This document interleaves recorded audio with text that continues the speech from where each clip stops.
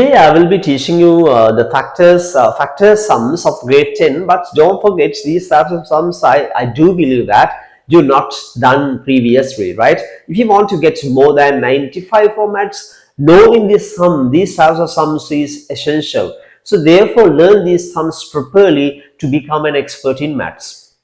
Let's start. I will teach you some sums of factors.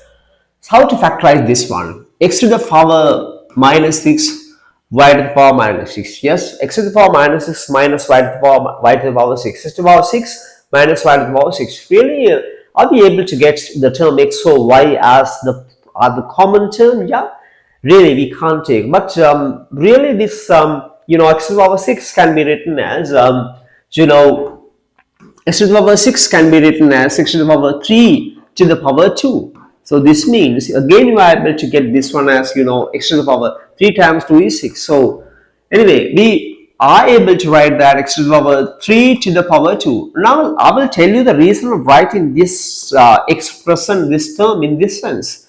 Really, in terms of thinking of this, that it's able to write these terms as a product of as difference of two squares. I'm writing this term as y to the power 3 to the power 2. So y to the power 3 to the power 2.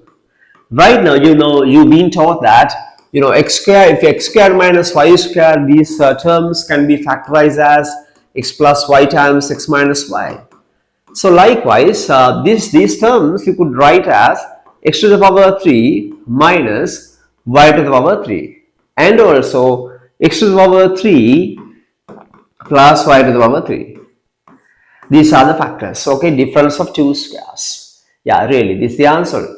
So how can you do this type of one really? X to the power 4, how can you factorize? Plus 7x to the power 2. Yeah, 7x to the power 2. How do you do this type of one? Yes, how do you factorize this type of one really? Yes, how do you factorize this type of one really? Yes, are you able to do this type of one? X to the power 4 plus 7x squared plus 12. This type of one, when you do this type of one really, you need to substitute that. You could write as, x squared equals to a, right? Instead of x squared, you are able to write that. Instead of x squared, you could write as, according to my willingness, I've selected the term a, that x square equals to a. So I had to write that x square equals b or c or according to willingness. You could select many terms. I selected here the term a. So this can be stated as x to the power 2 to the power 2. Again 2 times 3 is 4. So likewise, then here 7 into x squared plus 12. Now instead of x squared, I'm writing here a. So I substitute a squared. So in terms of this whole part, I'm writing here a squared and x squared equals a. Here this 2 also should be mentioned here. So 7 here, instead of this x squared, I could write here a. So a squared plus 7, a plus 12. So easily you could simplify this expression. You are able to get the factors of this expression really.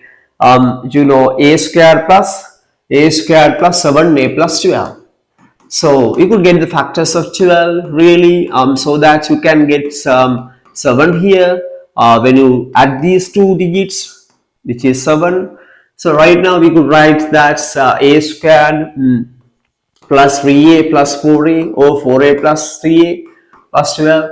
Now you easily it's able to get the term a as the common factor. So a into a plus 3 plus 4 into a plus 3. So again you could get that a plus 3 as the common factor and a plus 3 times a plus 4. These are the factors, but this is not the answer, right? The reason is, previously according to your previously I have taken here that x square equals a. X square equals a. So x square equals a. X square equals to a. So instead of a, again I could write as x squared. Instead of a, we have to write that x squared plus 3. Here also we could write that a equals to x squared. The reason of writing is that in the question, when it comes to the previously given question, in that question we were unable to see this term a, but eventually when you get the factors of the given quadratic expression, you have to get the factors in terms of a. Okay, many thanks. I will be teaching you many sums in the near future as well.